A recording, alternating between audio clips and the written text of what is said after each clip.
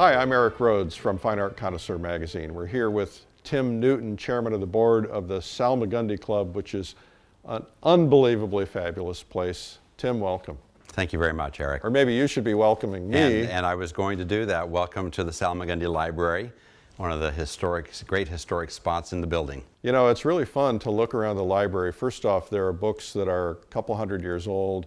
There are palettes all around the walls of famous artists who have been members. There's mugs. Tell us about the mugs. The mugs are great. You know, the mugs were started in a tradition in the late 1800s because they wanted to raise money to buy books for the library. So the mugs were singularly a fundraiser for the reference books that you see even here today in the library. So they're hand-painted, they're one of a kind, and they're mugs done by the great and famous artists of Salmagundi history. So they were auctioned off at the annual library dinner, and a lot of the mugs were auctioned off and then kept by the buyer, but many of them were auctioned, paid for, and returned right back to the club collection. Well, it looks like there's a collection of about 100 or so of them, so we have many mugs, and the roster of artists that did the mugs is a very famous group. We have many of them are here, and many of the mugs that we know to be done by the likes of Carl Rungus or Thomas Moran, they're out there. We actually know where the Rungus mug is. We do not know the whereabouts of the Thomas Moran mug, whether it has survived or whether it has fallen to the floor somewhere along the way. But we kind of think of the Moran mug as the holy grail of Salmagundi mugs. It's a scene of Green River, Wyoming, which Moran was very famous for those images, and is priceless to us. Well, you have photographs of it then. We do. We do. Outstanding. Yeah. So I think it would be helpful for people to understand, first off, what is your role with the club? And then I want you to tell me a little bit more about the club. Well, I am chairman of the board, as you say. I'm in my 6th year as chairman. It's really a great honor for me to be chairman. So the chairman of the board is the CEO of the club, and I oversee generally everything. We also have a president who is the more on the art side. I'm more on the business and everything side. We have a terrific board. Currently we have 17 board member positions on the board, and it's a working board. We're not a money board. We are a group of very my board members are very smart, hard-working, dedicated volunteers. Now, you have an art collector background. I do.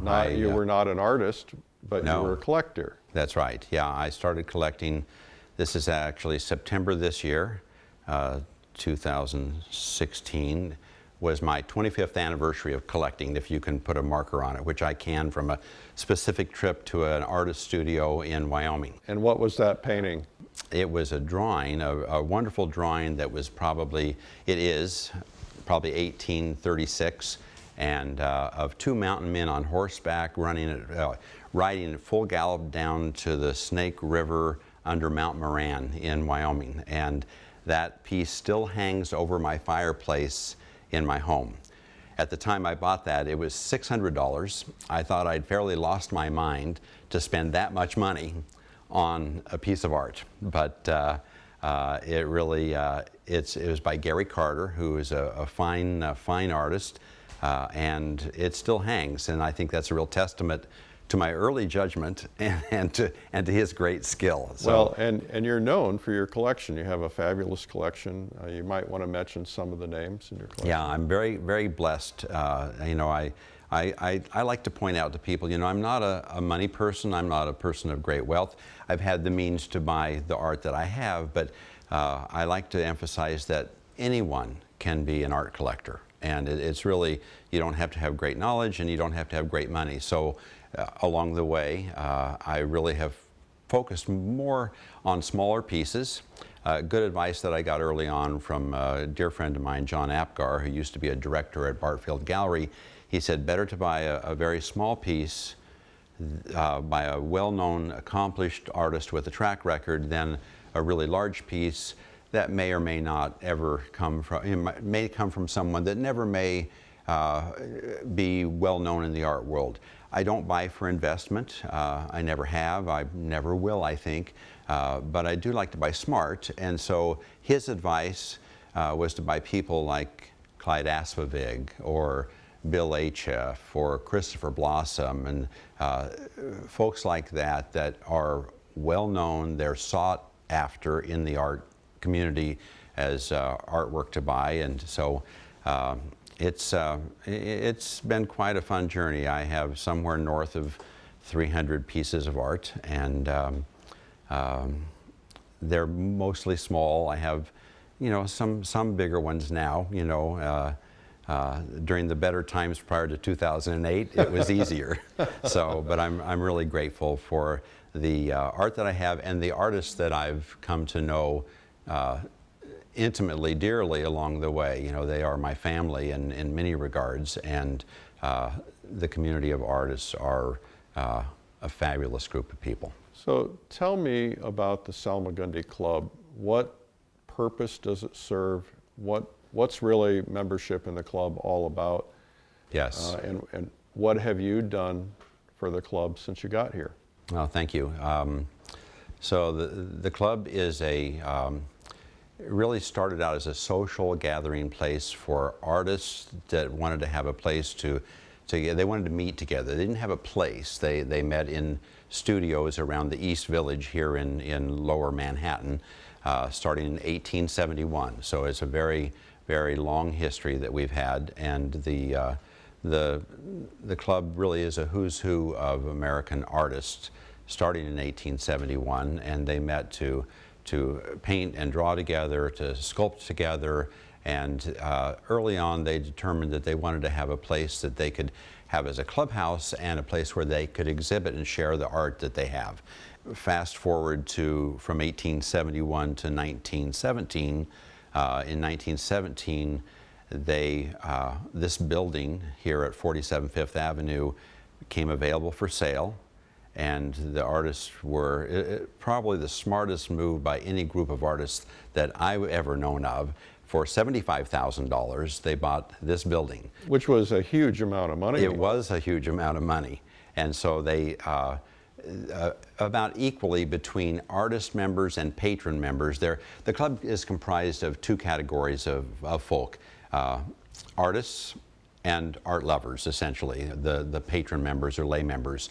And so between the two groups, they raised well over half of that $75,000 out of the gate. It was in the, I think, $48,000 they raised between the sale of paintings and sculpture and the donations from the patrons.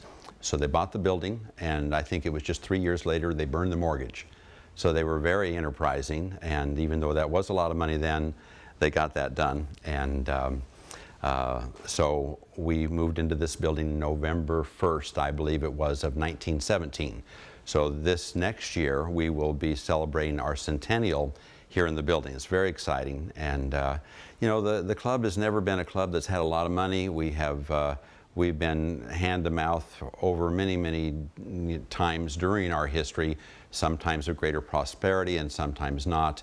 The amazing thing is that all these years later, 100 years later, we never sold the building. There have been times through the 60s and 70s where we were so destitute that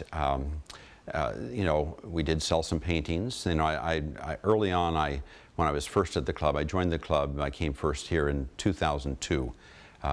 And early on found that they had sold some of the great paintings of the collection because they had to.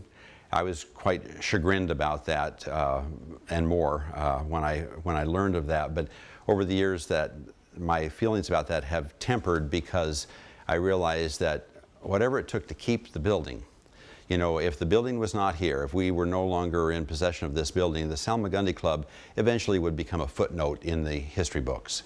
But as it is, the building is a iconic fixture in the art world. We're really, I like to refer to it as the flagship location of representational art. You know, we've been true to the values that our founders had proposed, and, you know, art that needs no explanation, you know, things of beauty, whether it's landscape or figurative or still life or wildlife. The images that are produced and exhibited here are, you know, just first-rate traditional and representational art. So we, by keeping the building through that unfortunate sale of some pieces, we've managed to have it. And you and I very likely would not be sitting here today was it not for those times. What a gift. What a gift. First off, the building is in a prominent location. It's probably worth millions today.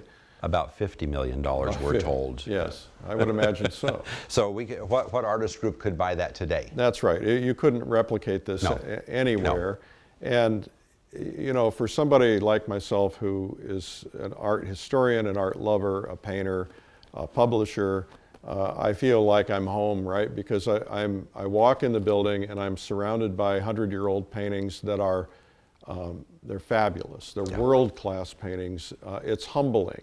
And to know that the men and women who came in this club were the finest artists in the world at the time, and that they were sitting in this room smoking their cigars. Yep. And to see the palettes around the room of all these people, and it's just it's very romantic. It is. You know, I came into the building first in 2002, and immediately the building worked its charm on me.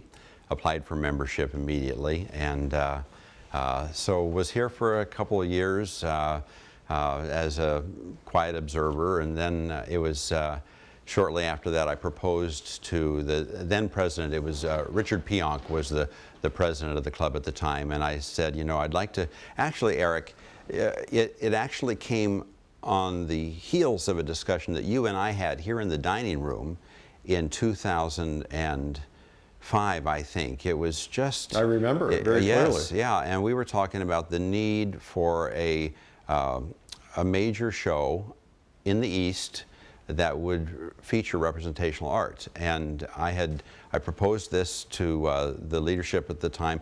Claudia Seymour was vice president. She was a great supporter. And so I started the American Masters show. And this goes to your question about what I've done here. And my single greatest accomplishment that I'm most proud of is the proposing of the American Masters show, which in turn proposed the gallery renovation and the beginning of the gallery renovation fund. So we had our first exhibition of American Masters in 2008. It was and is an invitational show that we produced. And I had gone to the board and said I would like to designate it that the monies from American Masters all go to begin a renovation fund for the gallery, because once they approved to have the show, I walked into the gallery and it was so decrepit, and through no one's fault. It's just the club has had no money. It'd been 50 years since any renovation in the gallery, so the lighting, the walls, we had air conditioners coming through the walls, we had steam radiators with radiators scattered around the room. And so proposing that, by no means did American Masters raise all of the money for that gallery renovation, but I'm proud to say that I did begin that. And in 2014, when we finished the $1,650,000 renovation of the gallery. Well, you've seen the gallery, and you know it's a world-class venue. Absolutely. That is equal to any other venue in New York City. So now we have a place where we can share with the art world the pride of hanging in a place that is historic as it is, and is exquisite in its taste. And we did the best lighting we could do. Everything with the heating and air conditioning is invisible in the room. So that's the answer to your question. I mean, and it's also, this is kind of a beacon of light for the representational art world in New York. It is. Because it's really one of the only places, other than maybe an occasional individual gallery, it's one of the only places that really is focusing on representational art. That's right. And I think it's playing a major role in recreating new interest and so on. Now, when you and I first met at the club, it was either my first or second experience at the club. I think it was my second. I was not a member at the time. I'm a member now, proudly. Thank you. And I remember coming into the club and having dinner with someone downstairs. And not to be disrespectful, but it felt like a nursing home. Yeah. And these were, this was home to a lot of people who'd been able to keep the club, to their credit, alive all these years. But it needed young blood, it needed fresh blood, because it was clear that when those people left the earth, the club was going to dissipate. And to your credit, when you came in, you created a lot of energy around the club. You created a lot of interest. You developed programs that would involve young artists, bring young artists into the club. And your membership has soared. Yes. So your membership numbers are up. Well, when I began American Masters, we had just under 500 members. And I, again, this was not all me, but American Masters did introduce, it was a because it was an invitational show, membership in the club was not required. Typically, things had been a little ingrown, and so membership was, exhibitions were more often limited to just members. That's not a way to bring in new members. So American Masters began, and we have now, we're just at the 990 member mark. We'll pass 1,000 members within the next month or two. So we've virtually doubled in those years. And to clarify the point, artists that I had invited to be in American Masters were Joe McGurl, Don Demers, Thomas Keegler, Sherry McGraw. David LaFell was already an honorary member, but it's a long roster. Josh Elliott, Scott Christensen, major folks that had never been showing here, that were now invited to show here, and now have become members. And C.W. Mundy, Kwang Ho. So when you get artists of the top caliber that group is, and then their peers look and say, oh, they're exhibiting at Salmagundi. What's happening at Salmagundi? And it just is the ripple effect. Well, and also as an artist, if you're accepted as an artist member, I'm not an artist member, I'm a lay member, patron member. One day I'll get in as an artist member. Yes. I'll just have to send in some good paintings. Absolutely. But I got to do a couple good ones first. But they, as artist members, then they can apply to be in the shows, right? Yes. That's a great benefit to them. Yeah. Sorry to interrupt, but well, and that's the point I was going to make, is for a relatively small membership fee, even if you don't live in New York City, you're able to participate, and you're not only able to put Salmagundi on your resume, which is extremely prestigious, you're able to potentially get vetted into some of the shows here, and that gives you a presence in New York, an opportunity to be seen by the world, really. Absolutely right. Yeah, it's Fifth Avenue, New York City, at perhaps the most historic art address in America. And to exhibit your work in here, it's a great opportunity. Yeah, what I also find wonderful, and now I don't live here in New York, and I don't come to New York very often, usually once or twice a year, but I love to be able to come here, go to dinner here, and even if I'm by myself, I go to dinner, and the way it's set up downstairs in the dining hall, everybody interacts with everybody, big long tables, and I came here for dinner by myself and ended up meeting artists that I've always wanted to meet. I met people I didn't know existed. It's really been a fabulous experience. Yes. So what would you say to people whether patrons or artists, would be the best pitch you would say if you wanted to say, should you be considered for a Salmagundi membership?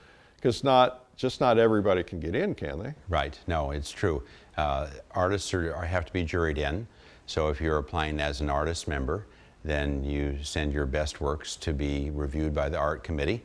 And once it passes the art committee, then it's pretty likely that you'll be, past the admissions committee and the board. Speak to why that's important. Well, it's important that the club maintain high standards about the artists that are juried in as an artist member. So the art committee that reviews the art, we want them to hold the highest standards so that, when you tell people that you're a member of the Salmagundi Club, that it has meaning. If the Sunday afternoon painter that lives down the block here is admitted as an artist member, and there was a time where, because the club needed those membership dues, there's still some remnants of that, but that's okay. But if anybody can get in, regardless of the quality of their art, then what's the pride of membership? And then also with exhibitions, we've really raised the bar in terms of what pieces get juried then into exhibitions. So you're past the membership process, you're in as an artist member, and now it's time for the annual member show and any other dozen shows that transpired during the year. You send your works in for that show, but they have to be juried. Well, that's the saving grace. And it makes you a better painter because you're striving to get in, you're striving to match the excellence of the other painters around you, and when they elevate, then you've got to elevate. That's right. The magic of a jurying system. Exactly right. It feeds into that wonderfully. In the older days, and every organization has its ebbs and flows and times. There were times when it was fairly easy to get hung in in an exhibition, and then people would come in, and if you're showing mediocrity, then why does the passerby on Fifth Avenue even need to come in the front door? Well, and they won't come back. They're done. Right. So they got to walk in. They've got to Right. be dazzled by the quality of the art anytime they walk into this club. That's right. Now, what about patron membership? Who's that for? So I joined as a patron member.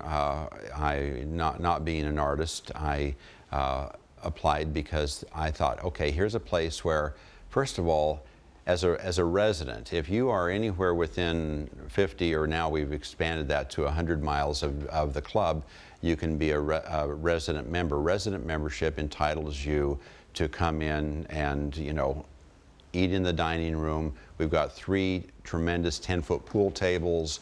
We have all kinds of activities that are then open to you. You can come into the building. If I'm a resident member, just even as a patron member, then when the building opens at 9 o'clock in the morning, I can come up here into this room with my laptop, and I can sit on the sofa here or at the desk here, and this can be my office for the day. I can do my email, I can make my calls, and so it gives you privileges of access that is not open to the public. Just a real quick sidebar. Because we're not for profit and want to be open to the public, we are always open to the public from 1 to 6 every day. So every day of the year that we're open, which is most every day of the year, we're open to the public. So we have our mission of education and information, and we want people to come in, but those members are able to. So your question about the patron members, and patron members get benefit in purchasing things. If a painting in the Salmagundi show is up, you pay 10%, or you get a 10% discount as a patron member. You can bring your dinner party in to have dinner with you. There's lots of member privileges that are available to non-artists. In addition to that, you can rent rooms here for a birthday party or a wedding reception at discounted rates. So you have, our dues are not near what they really should be to help us to afford a building that was built in 1853. Our dues are less than $1,000 a year for resident members, and they're about half of that for non-resident members. But the ability to enjoy this building this really historical, magical place is it's yours. Well, I want to commend you on the job that you've done as chairman. Thank you. It was kind of a sleepy little club before you came along, and not to be offensive to the people from the past. But, No. you know, every club goes through that. It needed leadership. You gave it the leadership, and you're making incredible changes. And you've just shown me some things that you're working on for the future, which are exciting. Thank you. And Yes. I would highly encourage people to take a visit, explore membership. As I said, I'm a member. I find it a wonderful benefit because, like you said, I can come here and set up my laptop if I'm in between my meetings. I can come here and research this amazing library. Yeah. I could spend my life just reading the books in here. There are books that I've never seen that are rare, that are important books about painting. Just being around all the paintings in the building and just feeling like you're a part of art history, American art history especially, I think it's a fabulous benefit, and I commend you for what you've done. Thank you very much. I just have to say that clearly it's not only me. There are very many hardworking volunteers that have worked alongside of me. I'm happy to have given some vision in some ways that wasn't here before, but there are terrific people that are very smart and very hardworking that have enabled me to be the leader that I am. Well, thanks for being that. Thank you.